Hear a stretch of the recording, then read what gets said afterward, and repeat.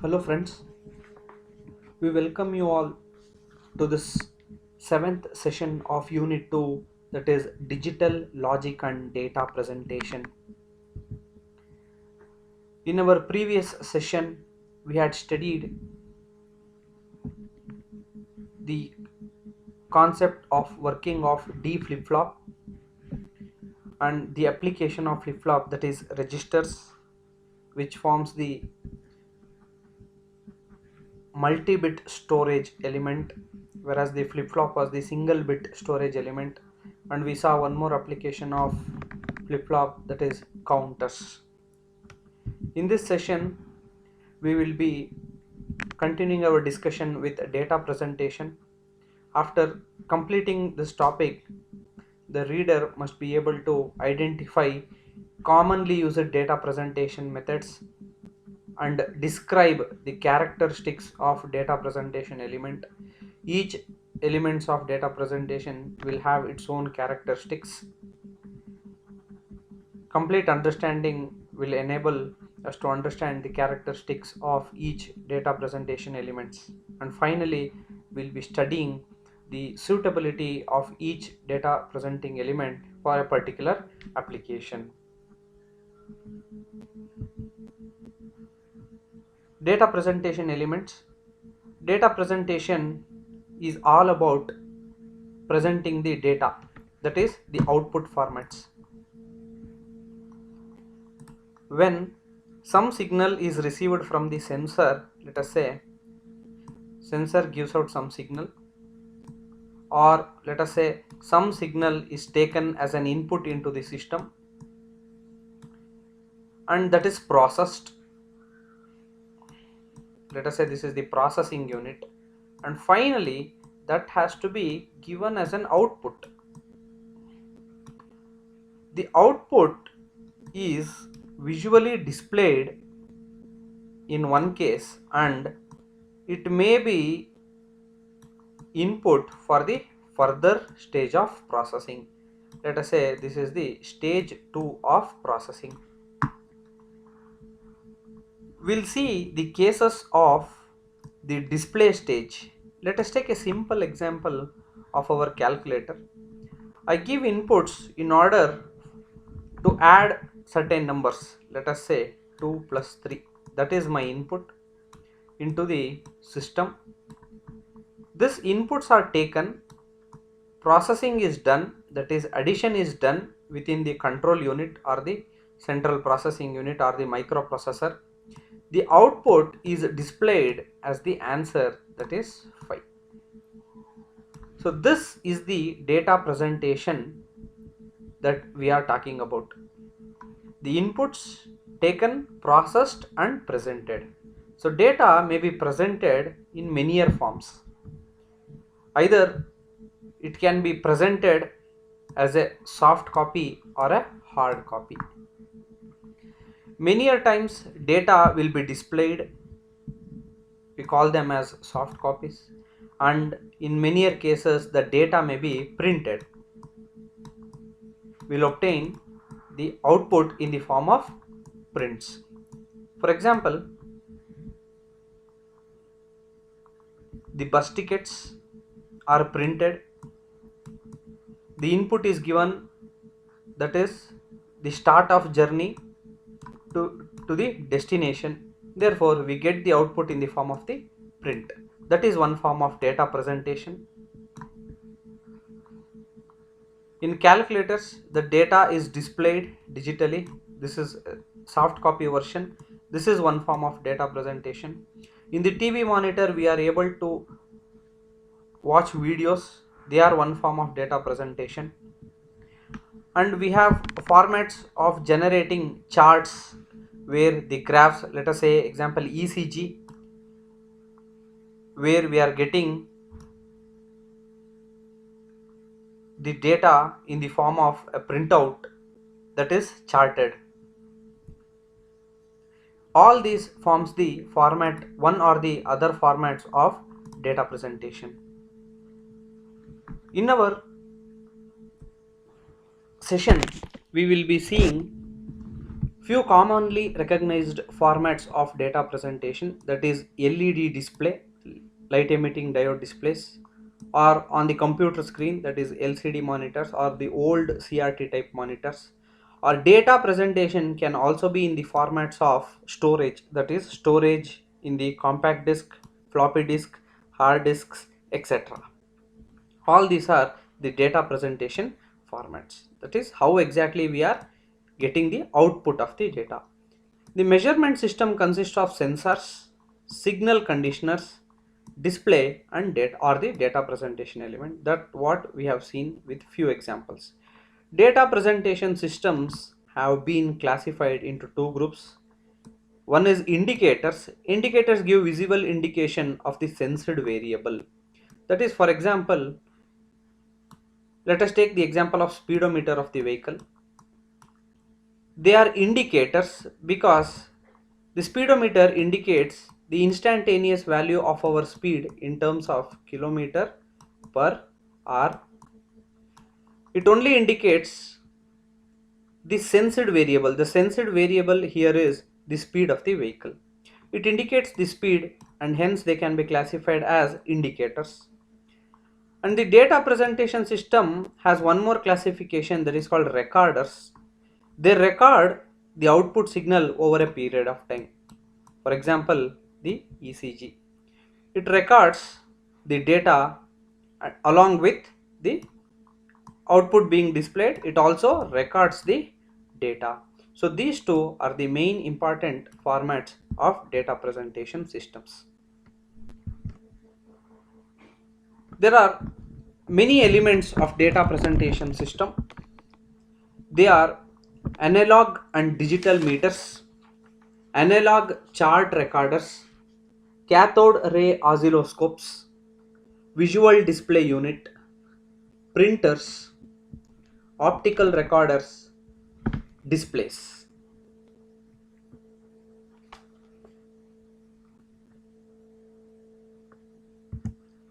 So in this session, we will be covering few important data presentation elements, that is analog and digital meters, analog chart recorders, cathode ray oscilloscope and visual display unit. The remaining elements will be dealt in the next session. First, analog and digital meters. Analog and digital type of signals we have understood in detail. The analog and digital signal, we took a very simple example of a speedometer of analog type and the digital type, wherein in the analog a pointer was moving around a printed scale. In the digital meter, the speed will be indicated in terms of digits.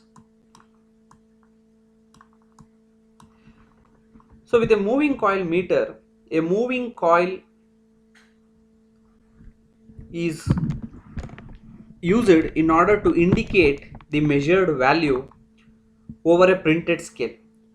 Moving coil is an analog type indicator because it has a pointer moving around the dial, just like our watch, analog watch.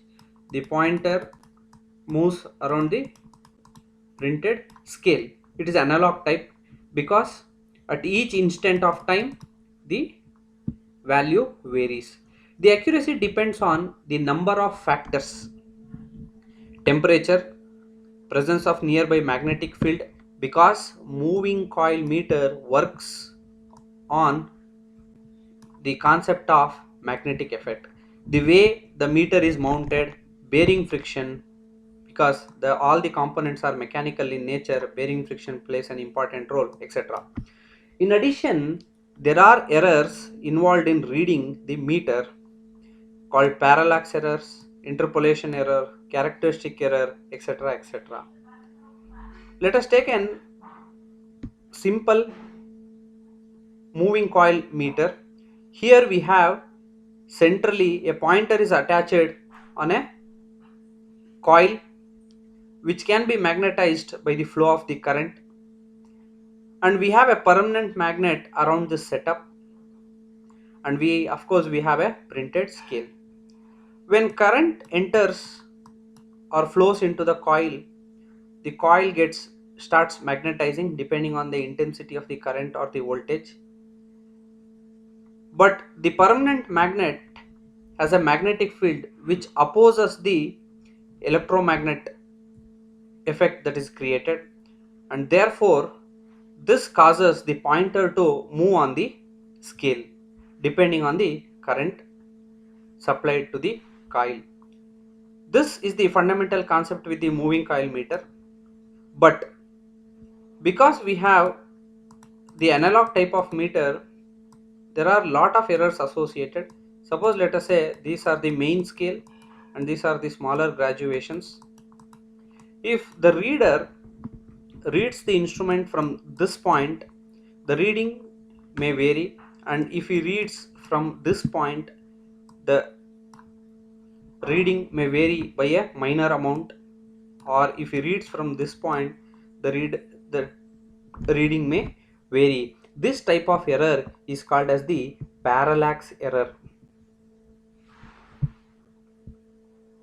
because the displacement or difference in the apparent position of an object viewed along two different lines of sight, that is two different lines of sight, and is measured by angle or semi angle of inclination between those two lines. So here a foreshortening effect takes place, that is called as the parallax error, which is not present in the digital type of meter. Here a multimeter analog type, that is moving coil type, and the digital type, both are shown. So digital type meters will not have this parallax error. Whether you view it from this point or this point, the reading remains the same.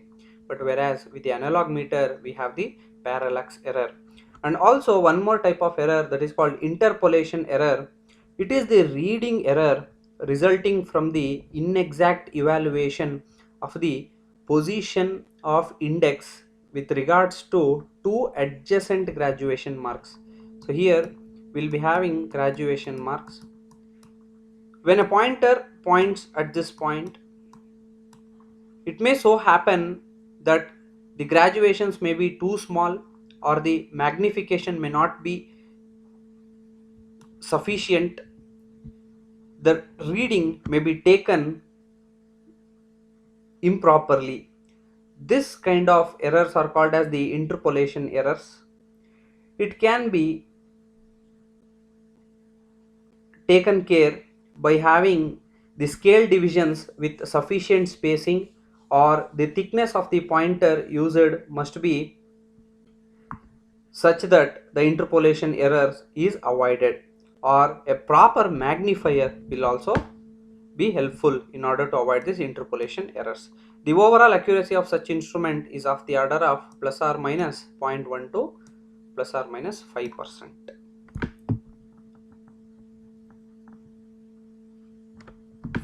By studying these two types of errors, we conclude that digital meters are more accurate compared to analog type of meter, which are error prone, which depends on these conditions: temperature, magnetic field, etc.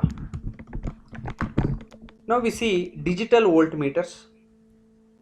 Digital meters, as we have seen, are less prone to errors. Voltmeter, we know, is an electrical instrument used to measure the potential difference between 2 points.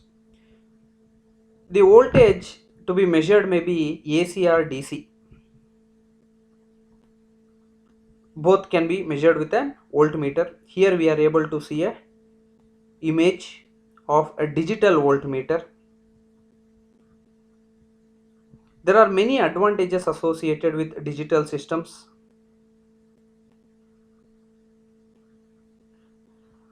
Till now, the digital systems have not been completely able to replace the analog voltmeters. Analog voltmeters are used in one place or the other. The digital voltmeters display the value of AC or DC voltage being measured directly as a numerical value. whereas in the analog meter, pointer deflects over the continuous scale. In the digital meter, the voltage is directly displayed in the form of digit. Decimal display is also possible. It counts the number of impulses and hence the duration and display of the value of the voltage on LED or the LCD screen. So this digital voltmeter forms eliminates the parallax and interpolation errors because there is no pointer in the scale. Into digital voltmeter, the voltage or the potential difference is taken as an input in the form of analog input. We know in the digital conversion, the main part is played by sample and hold unit, which holds the signal for till the conversion takes place for a time period which allows the digital conversion takes place, and therefore the analog to digital conversion data is fed to the counter. This counter, the purpose of the counter we have seen already, it counts the digital data that is sent to the device in the binary or in the decimal format. So by this way, the analog voltage will be converted into digital format and will be supplied to the display unit. The display may be a 7-segment display which displays the voltage within the given accuracy of plus or minus 0.005%. Next type of data presentation elements or systems is the analog chart recorders. We have taken the example of ECG, so wherein the heart rate is continuously tracked and recorded like this. So they are also the analog chart recorders, wherein a stylus or the pencil moves over the moving or draws a graph over the moving paper. They form the analog chart recorders. Analog chart recorders records the data on the paper by fiber tipped ink pen or the pencil by the impact of the pointer pressing a carbon ribbon against the paper. So we'll be having a paper, the stylus, it presses a carbon ribbon. So by the impact here, the image is generated. The thermally sensitive paper changes the color when heated pointer moves across it. A beam of ultraviolet ray falling on the paper is used for heating, and also light sensitive papers are used which changes color so that we get the exact record on the paper. So here we are able to see the circular type analog chart recorders or graph recorders used in the water purifying plants. So the output is obtained directly in the form of charts instead of displays. It is also one form of data presentation. Next comes the cathode ray oscilloscope. Cathode ray oscilloscope or the cathode ray in general is a beam of electrons which are emitted by the heated cathode and accelerated towards the fluorescent screen. Here let us see a heated cathode, that is electrons emitted from the heated cathode is accelerated towards the fluorescent screen. Here we have it. The assembly of the cathode, intensity grid, focus grid, here we have the intensity grid, the focus grid, and accelerating anode is called as the electron gun. So here the entire purpose is to generate the electron beam and control its intensity in its path of travel. Between the electron gun and the fluorescent screen, there are two metal plates, one oriented to provide horizontal deflection of the beam and one pair oriented to give the vertical deflection to the beam. These plates are thus referred to as horizontal and vertical deflection plates. Here we have the horizontal and vertical deflection plates. The combination of these two deflection allows the beam to reach any portion of the fluorescent screen, that is from right top to the bottom. This controls the direction of the electron beam. Wherever the electron beam hits the screen, the phosphorus coating on the screen, that is the phosphorus dots on the screen, gets excited and light emitted from that point. This conversion of electron energy into light allows us to see the image on the cathode ray screen or the cathode ray oscilloscope. Cathode ray oscilloscope has a digital storage oscilloscope, can digitize the input signal and store the digital signal in a memory. Here we are able to see an analog signal, current or the voltage or whatever. Even the mobile phone signals can also be digitized and hence can be displayed in the display unit of cathode ray oscilloscope. The permanent records of the trace can be made with cameras attached directly to the oscilloscope. Here, along with the display unit, we have the recording and storage unit also, that is with the permanent records created with the cameras directly attached to it. Next comes the visual display unit, or VDU in short it is called as. Visual display unit has a CRT screen, that is the cathode ray tube it is called as. As we discussed in the previous slide, a beam of cathode hits the fluorescent screen in order to form the image with the phosphorus dots. The picture on the screen is built up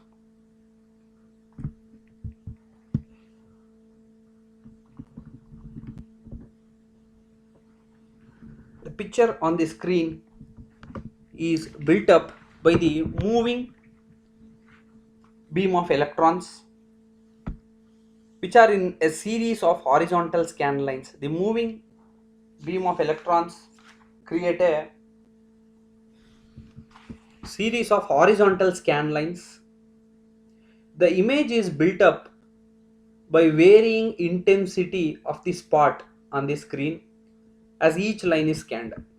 The raster form of the display is termed as non-interlaced as shown in the figure. This raster form is called as the non-interlaced form as shown in the figure. To reduce the effect of flickering, two scans down the screen are used. On the first scan, all the odd number lines are scanned, and second, the even number of lines are scanned. Here we are using the two type of scans. First, the odd number of lines are scanned, and secondly, the even number of lines are scanned. The screen of the visual display unit is coated with the phosphor dots. So here we are able to see the phosphor dots. These dots forming the pixels. Pixels are nothing but the smallest addressable dot on the display device. Selectively lighting these dots, images is produced. So here, in order to generate this B, selectively these phosphor dots are lighted so that the image B is generated. So this is selective lighting the dots. So in today's class we have seen data presentation and the various elements of data presentation, and analog and digital meters we have studied. The various errors that are associated with analog and digital meters also we have studied. Next we saw cathode ray oscilloscope, and finally we saw visual display unit, which is just another form of cathode ray tube. So with this understanding, we will move on to few multiple choice questions which will brush up our learning on this session. First question: data recorders acquire data from option A, sensors, option B, transducers, option C, sensors and transducers, option D, none of the above. The answer is both sensors and transducers. The data input into the system will be from both sensor as well as transducers. It cannot be only one. Therefore, the answer for this first question is option C. Second question: is that analog indicator uses a pointer moving across a scale. True or false? Analog indicators always uses pointer moving on the scale. Our speedometers, watches, analog meters, everything uses pointer over the scale. Whereas the digital meters uses the display units where the output is represented in the form of digits. Therefore, it is true that analog indicator uses pointers moving across the scale. Option A is correct answer. Parallax error is found with dash type of meters. Option A digital, B analog, C both digital and analog, D is none of the above. We know parallax error is the error resulting from the different point of reading. If this is the reading point, observer's point, reading is different. If this is one point of reading, if this reading is taken from this point, different readings are obtained. This can be done only with the analog type of meter. This is not possible with the digital meter. Therefore, parallax error is associated only with analog meter. So option B is the right answer for third question. Question 4. A beam of which light falling on the paper in analog chart recorders? A beam, infrared, laser, ultraviolet, all of the above. So for question number 4, option C is the right answer. So for analog charts, the light sensitive papers, ultraviolet light is used in order to sensitize the paper and to get the charts over it. Fifth question, bandwidth of cathode ray oscilloscope will be. Option A is up to 10 kilohertz, option B up to 100 kilohertz, option C up to 1 megahertz, option D up to 10 megahertz. This is a direct question we have seen in our presentation. Option D is the right answer, up to 10 megahertz. Question 6th, VDU stands for. Very simple one. Video display unit, visual data unit, visual display unit, Vita display unit. C is the right answer, visual display unit. It is the direct question. Question 7. The term dash is used for the smallest addressable dot on any display device. So it is pixel. The smallest addressable dot on any display device is pixel. It is not shape, array, none of the above. It is pixel. Option B is the right answer. So with this, we have come to the end of the session. We will meet you in the next forthcoming sessions. Thank you all.